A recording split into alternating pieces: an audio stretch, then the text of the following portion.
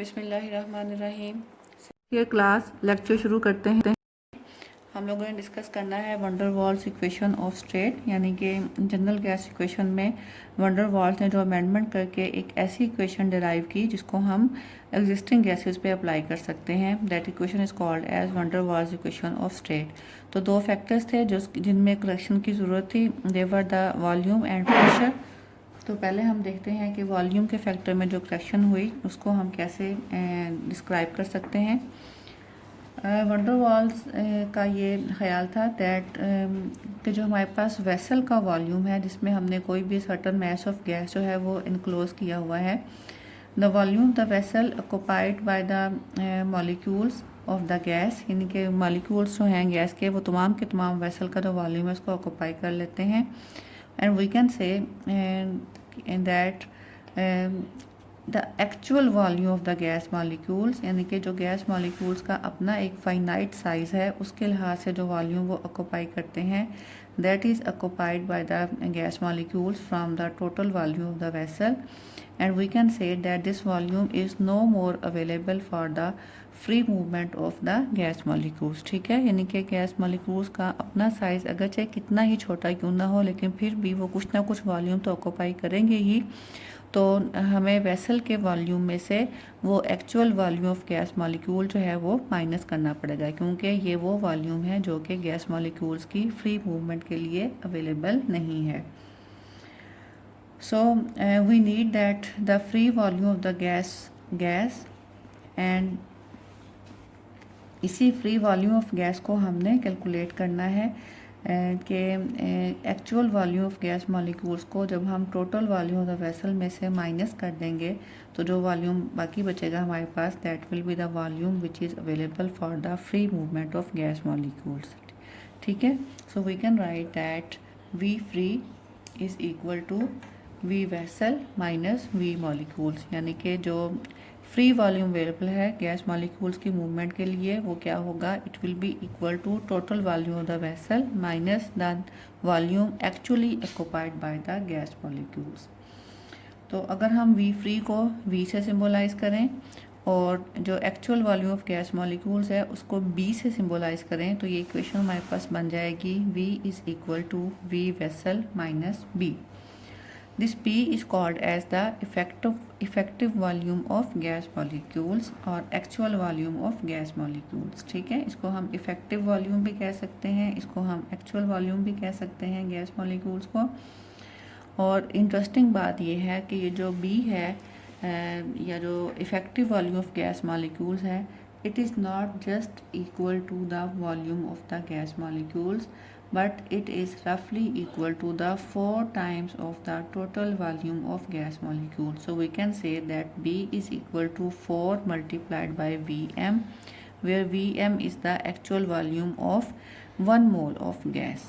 ठीक है, ये 1 मोल ऑफ गैस कहेंगे Vm mean molar volume, it is the actual volume for 1 mole of the gas. So इसका मतलब क्या है कि ये जो वॉल्यूम हमने माइनस करना है total volume of the vessel में से, ये सिर्फ actual volume of gas molecules के इक्वल नहीं है बल्कि ये उससे 4 गुना ज़्यादा है। अब हम ये बात मैथमेटिकली प्रूव भी कर सकते हैं that how B becomes equal to 4 into V M. इसको अब हम मैथमेटिकली प्रूव करेंगे। इसके लिए आप ये डायग्राम देखें। Suppose that the gas molecules are considered to be the hard spheres, कि हम ये सपोज करते हैं कि गैस मॉलिक्यूल जो हैं वो just like non compressible spherical particles हैं या हार्ड स्फीयर्स हैं।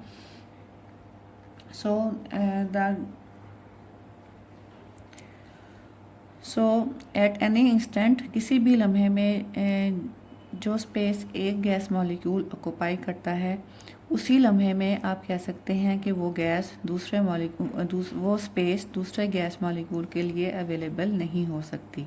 इसका मतलब क्या है कि हर मॉलिक्यूल जो है वो एक ख़ास वॉल्यूम को एक्सक्लूड करता है जो कि दूसरे मॉलिक्यूल्स के लिए अवेलेबल होगा उसमें से। ठीक है, यानी कि गैसेस के जो आप कह लें कि एक्चुअल साइज़ का इफ़ेक्ट क्या है कि हर मॉलिक्यूल जो है वो एक ख़ास वॉल्यूम को एक्सक्लूड करता है from that volume which is available for the other gas molecules.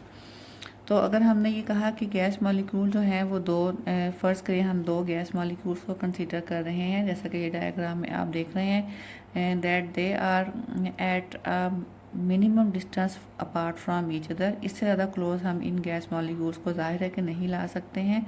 They are just colliding each other and we suppose that the radius of each gas molecule is equal to r। ये एक gas molecule का radius है r, एक gas molecule आपके पास a है, दूसरा b, तो a का रेडियस भी r है और b का रेडियस भी r है। तो जब ये दोनों एक दूसरे के साथ इस तरह से क्लोजेस्ट अप्रोच में मौजूद होंगे, यानी कि जब एक दूसरे के साथ ये कोलाइड कर रहे होंगे, तो distance between their centres will be equal to r plus r is equal to 2r। ठीक है, आपस में एक दूसरे से ये 2r डिस्टेंस अपार्ट होंगे। सो अब आप ज़रा गौर से अगर एक बात को समझें कि द मॉलिक्यूल ए, ये जो मॉलिक्यूल ए है, it excludes the centre of the molecule B to be present in a space equal to the volume of dotted sphere. ये जो मैंने एक स्फेरिकल शेप ड्रा की है डॉटेड लाइन से, तो आप ये देखें कि ये वो वॉल्यूम है जो कि मॉलिक्यूल ए एक्सक्लूड कर रहा है मॉलिक्यूल बी के लिए। देखें, इस पूरे स्फीयर में कहीं भी कोई ऐसा एरिया नहीं है जहाँ पे आप कहें कि मॉलिक्यूल बी का सेंटर आ सकता है।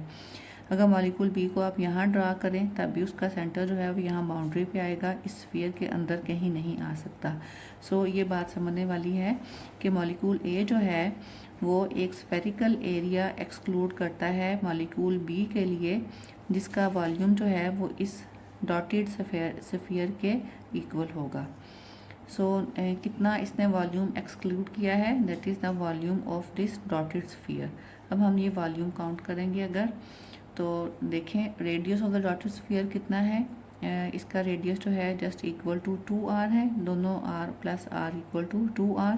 सो वॉल्यूम क्या होगा, आपको पता है वॉल्यूम ऑफ द स्फीयर जो होता है, volume for a sphere is equal to 4/3 pi into cube of radius. ठीक है, तो ये इस स्फीयर का, डॉटेड स्फीयर का रेडियस जो है वो हमारे पास 2r है। So the volume of the dotted sphere becomes equal to 4/3 pi into cube of 2r।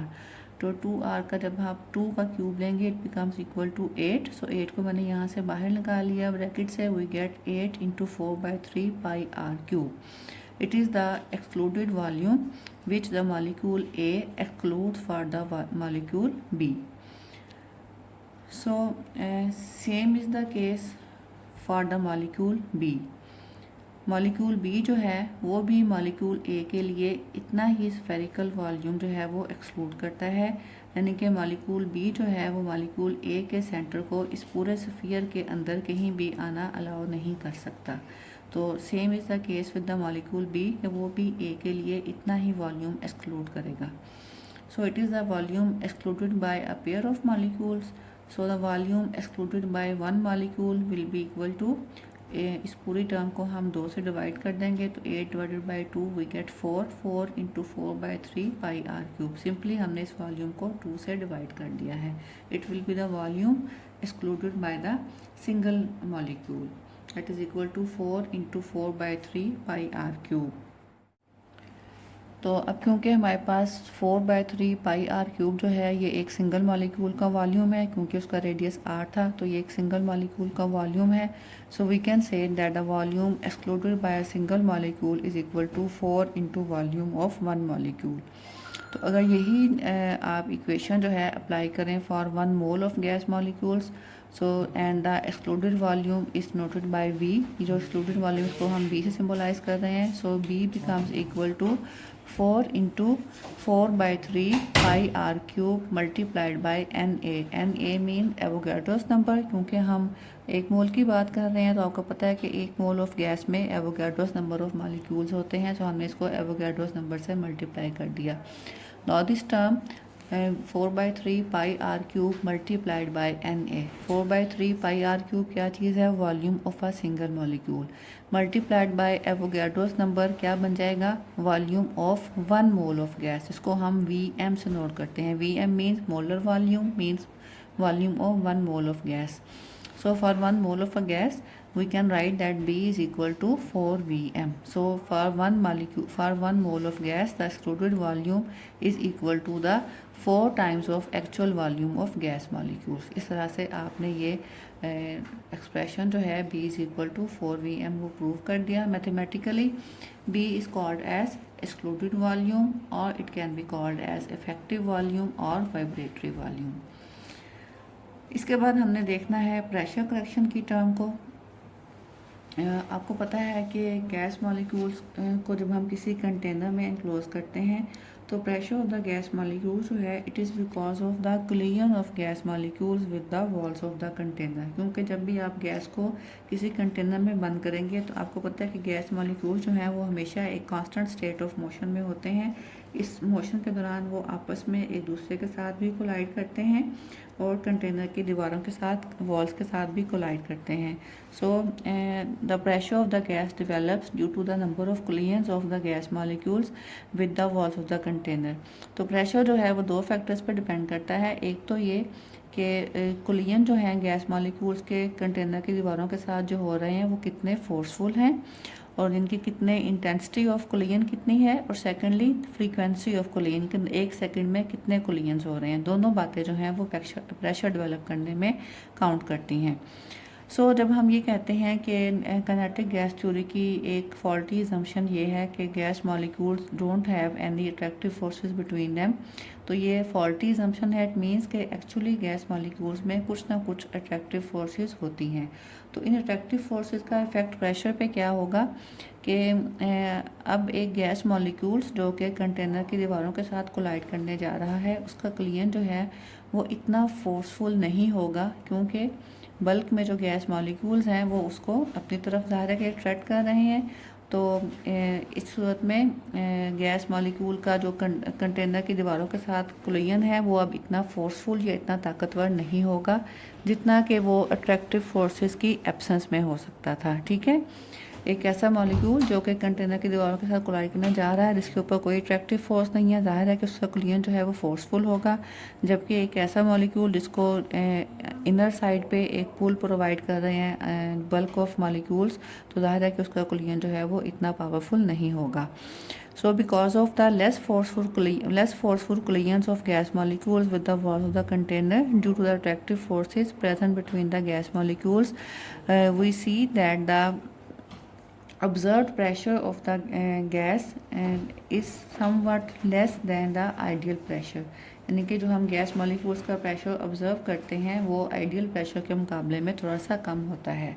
So we can say that P observed is equal to P ideal minus P lessened. P lessened mean कि वो pressure की वो मिकदार जो कि कम हो गई है molecules की आपस की अट्रैक्टिव फोर्सेस की वजह से. तो अगर हम इस लेसेंड प्रेशर को P प्राइम से नोट करें, P lessen is equal to P prime and P observed is equal to P, we can write that P is equal to PI minus P prime, where PI is the ideal pressure of gas, यानी कि जो उस सूरत में होता अगर gas molecules में कोई अट्रैक्टिव फोर्सेस मौजूद ना होती. सो PI इस इक्वेशन से हम लिख सकते हैं that PI is equal to P plus P prime. It means that general gasification का जो प्रेशर वाला पोस्टुलेट है या कह लें कि प्रेशर वाली टर्म है उसमें हमें एक फैक्टर P प्राइम ऐड करना पड़ेगा and that P prime van der Waals के पॉइंट ऑफ व्यू से P प्राइम जो है it is equal to A over V square. अब हमने ये प्रूव करना है कि P प्राइम जो है वो A ओवर V स्क्वायर के इक्वल कैसे आता है.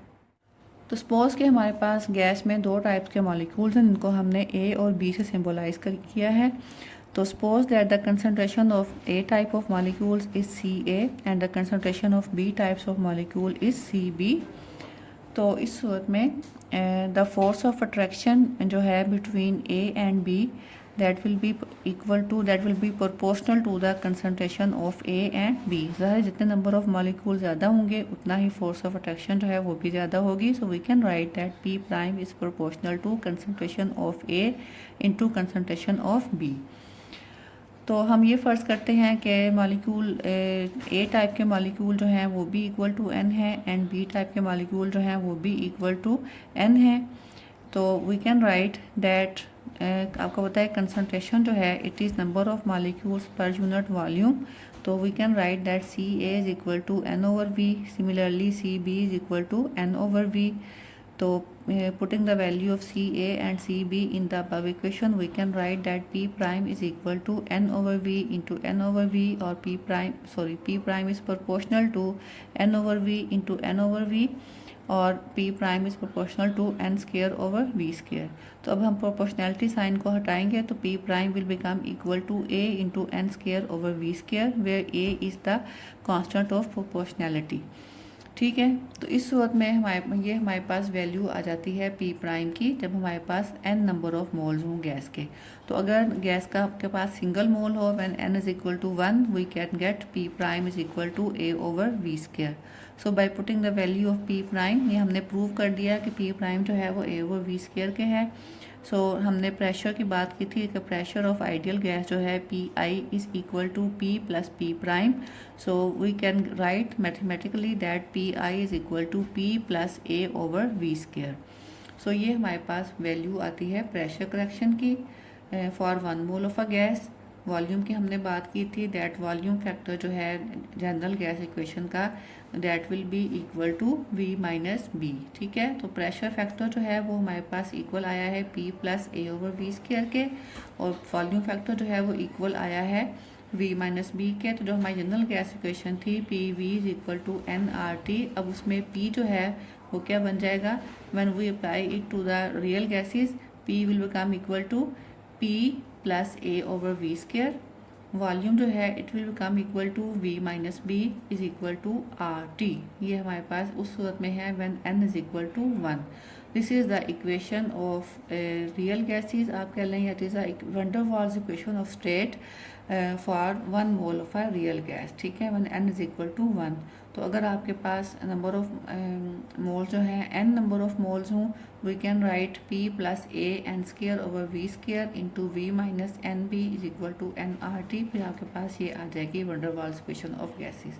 तो ये वो इक्वेशन है जिसको हम अपनी एग्जिस्टिंग गैसेस पे या रियल गैसेस पे अप्लाई कर सकते हैं, और तमाम गैसेस जो हैं वो इस इक्वेशन को तमाम कंडीशन ऑफ टेम्परेचर और प्रेशर पे ओबे भी करती हैं। अब हमें थोड़ा सा देखना है अबाउट दीज कॉन्स्टेंट्स, जो हमने कॉन्स्टेंट इंट्रोड्यूस करवाए हैं ए और बी, इनके बारे में कि ये कॉन्स्टेंट्स किन चीज़ों पे डिपेंड करते हैं और इनके यूनिट्स क्या हैं। ए एंड बी जो हैं they are called as the van der Waals constant, और इनकी वैल्यूज़ जो हैं वो डिपेंड करती हैं on the nature of the gas and the conditions of temperature and pressure, और units which we use for the measurement of temperature and pressure। ठीक है, यानी कि A और B की जो वैल्यू है वो डिपेंड करेगी नेचर ऑफ गैस पे, and the system which we apply for the measurement, system of units which we apply for the measurement of pressure and temperature। तो अब हम देखते हैं कि ए और बी के यूनिट्स क्या हैं। ये एग्जामिनेशन पॉइंट ऑफ व्यू से भी इम्पॉर्टेंट है कि how to calculate the units of A and B. तो हमने पीछे पढ़ा था कि पी प्राइम जो है it is equal to A N square over V square.